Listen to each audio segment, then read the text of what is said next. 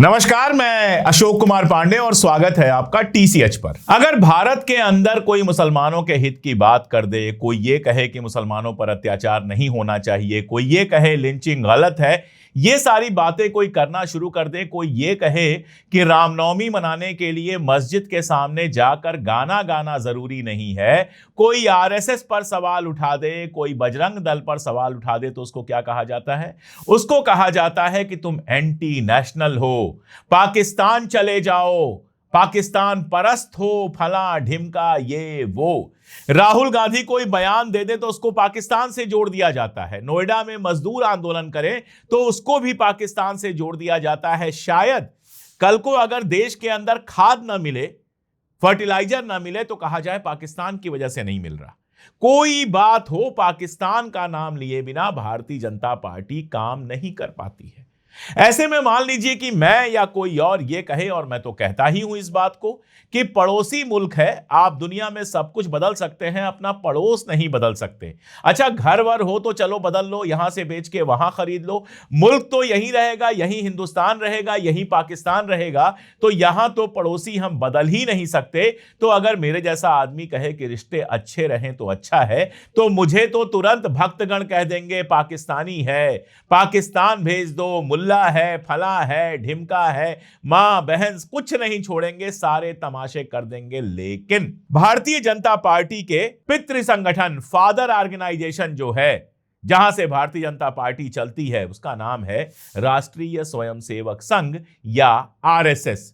RSS के general secretary हैं दत्तात्रेय होसबोले। दत्तात्रेय होसबोले का एक स्पेशल इंटरव्यू आता है पीटीआई पर, और उस स्पेशल इंटरव्यू में वो कहते हैं कि हमें पाकिस्तान के साथ बातचीत का दरवाजा हमेशा खुला रखना चाहिए।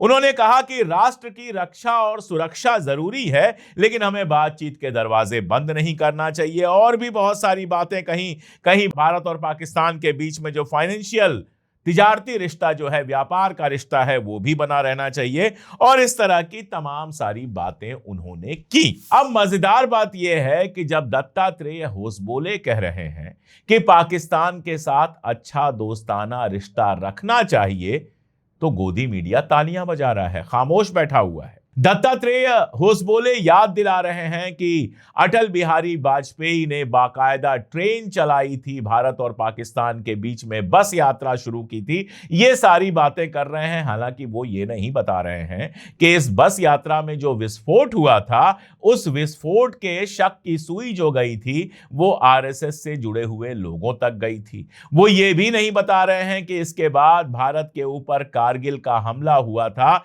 जिसमें हमारे बहुत सारे जवान और ऑफिसर्स मारे गए थे।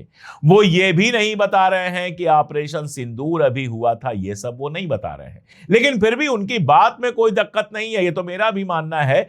सवाल यह है कि जो आरएसएस हमेशा, जो भारतीय जनता पार्टी हमेशा एंटी पाकिस्तान बात करती रहती है, देश के अंदर जो मुसलमान हैं उनके खिलाफ बात करती रहती है, कोई कहता है कपड़ों से पहचान लेंगे, कोई कहता है पाकिस्तान चले जाओ, कोई कहता है बांग्लादेशी घुसपैठिए हैं, इनका मुख्यमंत्री कहता है कि मैं उनके लिए कोई काम नहीं करूंगा क्योंकि उन्होंने मुझे वोट नहीं दिया है, इनके मंत्री इस तरह की बात करते हैं। उनको अचानक पाकिस्तान से मोहब्बत क्यों होने लगी? अचानक दत्तात्रेय होसबोले का यह स्पेशल इंटरव्यू क्यों पीटीआई पर आता है और उसको देश भर में वायरल किया जाता है? अचानक राष्ट्रीय स्वयंसेवक संघ यानी आरएसएस पाकिस्तान से मोहब्बत की बातें क्यों करने लगता है? ये एक बड़ा सवाल है और जरूरी है इस बात को समझना। उससे समझ में आएगा कि आरएसएस और भारतीय जनता पार्टी क्या राजनीति कर रहे हैं। देखिए, आपको याद दिलाता हूं कि आरएसएस से जुड़े हुए एक नेता राम माधव अमेरिका गए हुए थे। अमेरिका में एक सेमिनार में वो बैठे हुए थे, 4 लोग बैठे हुए थे और उनसे अमेरिका की बात पूछी जा रही थी, भारत की बात पूछी जा रही थी। तो उन्होंने कहा कि अमेरिका के कहने पर हमने ईरान से तेल खरीदना बंद कर दिया, अमेरिका के कहने पर हमने रशिया से तेल खरीदना बंद कर दिया, अमेरिका ने हमारे ऊपर टैरिफ लगा दिया जो पुराने टैरिफ से ज्यादा था, फिर भी हमने ज्यादा कुछ नहीं बोला, अमेरिका ने 50% टैरिफ लगा दिया तो भी हमने कोई खास रिएक्ट नहीं किया, फिर भी अगर अमेरिका हमारा दोस्त नहीं बन रहा है, फिर भी हमारा अमेरिका अगर भला नहीं कर रहा है, तो बताइए हम क्या करें। राम माधव ने जब ये कहा था तो उस पर हमने भी ट्वीट किया था, हमने भी वीडियो किया था, विपक्ष ने ये मुद्दा उठाया था। जबरदस्त देश के अंदर हल्ला मचा था कि जो बात विपक्ष और हमारे जैसे लोग कह रहे हैं कि नरेंद्र मोदी जी ने डोनाल्ड ट्रंप के सामने समर्पण कर दिया है, वो बात तो अब भारतीय जनता पार्टी और राष्ट्रीय स्वयंसेवक संघ के नेता, लीडर राम माधव जी कह रहे हैं। और कोई छोटे मोटे लीडर नहीं है, बड़े लीडर हैं, नॉर्थ ईस्ट के प्रभारी रहे हैं, इसके अलावा भी बहुत बड़ी बड़ी जगहों पर गए हैं, बहुत बड़े बड़े पदों पर बैठे हैं और अमेरिका में जाकर वो आरएसएस को रिप्रेजेंट कर रहे थे और वहां पर उन्होंने ये बात कही। जब तमाशा ज्यादा मचा तो उन्होंने कहा कि नहीं नहीं, मैंने गलत बोल दिया था, मुझे ऐसा नहीं बोलना चाहिए थे, बोला तो सही था। अब आप कहेंगे कि होश बोले का कहा पाकिस्तान के ऊपर है और उनका कहा अमेरिका के ऊपर है, ये अशोक कुमार पांडे दोनों को जोड़ क्यों रहा है? असल में दोनों एक ही खेल के हिस्से हैं। एक बॉलिंग कर रहा है, एक बैटिंग कर रहा है, लेकिन हैं दोनों एक ही टीम में। आरएसएस को लेकर आप जानते हैं कि दुनिया भर में कई सारी रिपोर्ट्स आई। अमेरिका की कई संस्थाओं ने रिपोर्ट्स दी जिसमें आरएसएस के ऊपर आरोप लगा कि ये अल्पसंख्यकों के खिलाफ काम करते हैं। बजरंग दल को तो आतंकवादी संगठन घोषित करने की मांग हो चुकी है।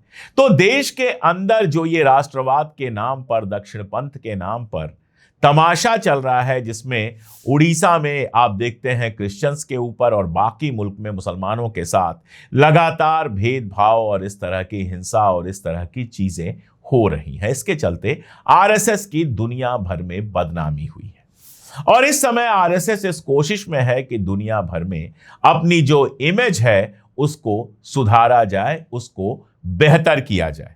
आपको यह पता है, राइटर्स में यह खबर आई थी कि आरएसएस जो है वो अमेरिका में एक लॉबिंग फर्म को पैसे दे रहा है। अमेरिका में लॉबिंग जो है वो लीगल है।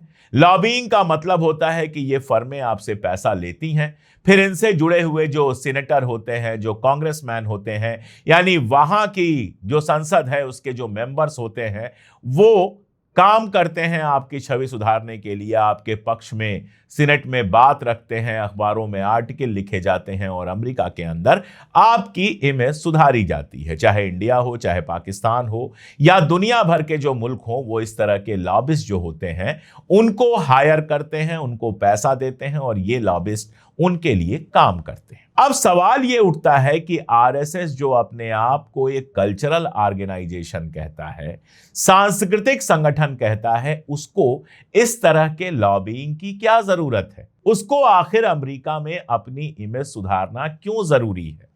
इस बात को भी बहुत गौर से समझने की कोशिश कीजिए। आप यूरोप जाएं या अमेरिका जाएं, वैसे मोदी जी ने कहा है साल भर विदेश ना जाएं तो मत जाइएगा, लेकिन अगर आप अमेरिका जाएं, यूरोप जाएं तो आपको पता चलेगा कि आरएसएस अलग अलग नामों से हर जगह काम कर रही है।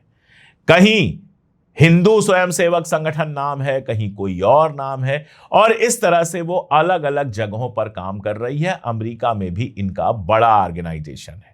नॉर्मली जो हिंदुस्तानी वहां पर रहते हैं वो इन ऑर्गेनाइजेशंस के हैं, लेकिन मजेदार बात यह है कि इसमें कुछ ऐसे भी आपको लोग मिलेंगे जो हिंदुस्तानी मूल के हैं, लेकिन कई पीढ़ी पहले इनके पुरखे वहां जा चुके हैं और अब ये हिंदुस्तानी बोल भी नहीं सकते, हिंदी बोल भी नहीं सकते, लेकिन शक्लो सूरत अब भी इनके हिंदुस्तानी जैसी काफी कुछ लगती है। वो भी इसके मेंबर हैं, ऐसा होता है।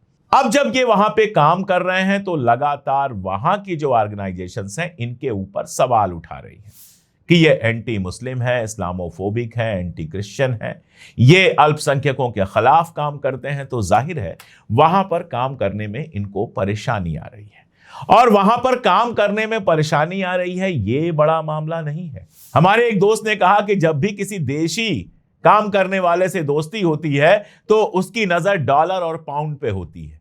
बहुत सीधी सी बात है कि कोई अगर $10 भेज दे तो हिंदुस्तानी करेंसी में अब वो 900 रुपए के आसपास हो जाता है। तो डॉलर पाउंड पे एक हिंदुस्तानी की नजर रहना कोई बहुत बड़ी बात नहीं है। मैं ये इसलिए कह रहा हूं कि आरएसएस का जो चंदा आता है उसमें विदेशों से आने वाले चंदे की भी अपनी एक बड़ी भूमिका है।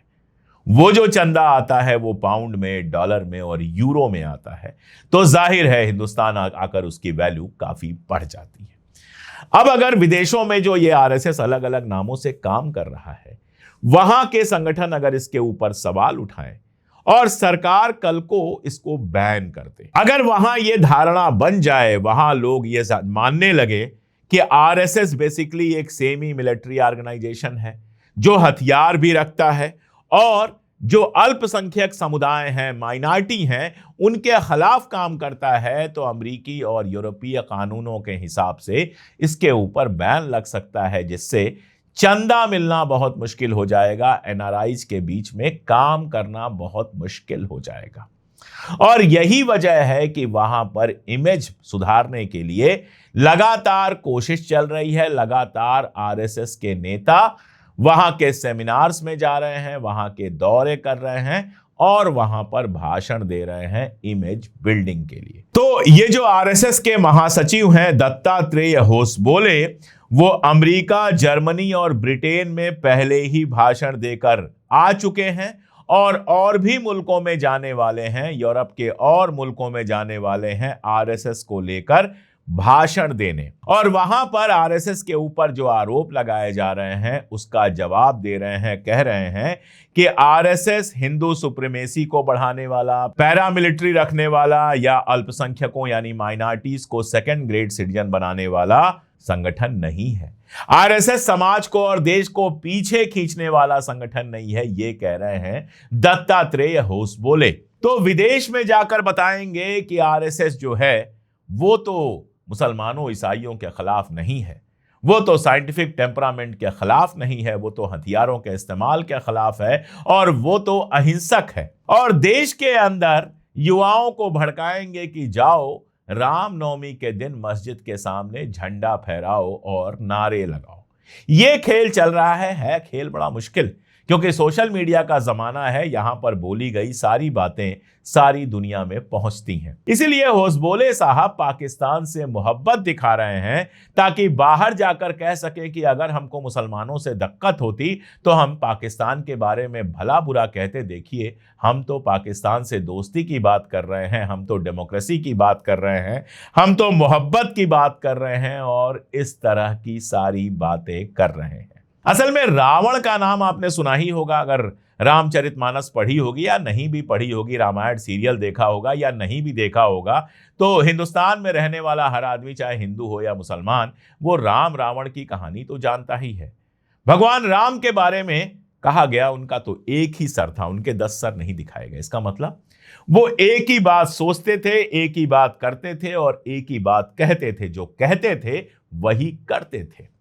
रावण के बारे में कहा गया उसके 10 मुंह होते हैं, हर मुंह से इसका मतलब वो अलग अलग बात करता है। एक मुंह से पाकिस्तान के दोस्ती की बात करता है, एक मुंह से कहता है कि हम पैरामिलिट्री नहीं है, एक मुंह से कहता है कि हम देश में माइनॉरिटीज के खिलाफ नहीं है, एक मुंह से कहता है कि हम तो सर्वधर्म समभाव मानते हैं, और बाकी जो मुंह है किसी से कहता है कि रामनवमी पर जाकर मस्जिद के सामने तमाशा करो, किसी पे कहता है मुसलमानों के घर पर बुलडोजर चला दो, किसी पे कहता है कि जब ईसाई इस देश के नया साल मना रहे हो उनको डिस्टर्ब करो, किसी को कहता है ईसा मसीह की अगर मूर्ति किसी ने लगाई है तोड़ दो, किसी से कहता है कि धर्मांतरण के नाम पर ईसाइयों को परेशान करो। ये रावण के 10 मुंह की कहानी है। अब आपको तय करना है कि आरएसएस राम को रिप्रेजेंट करता है या कि रावण को। आज के लिए इतना ही, बहुत शुक्रिया।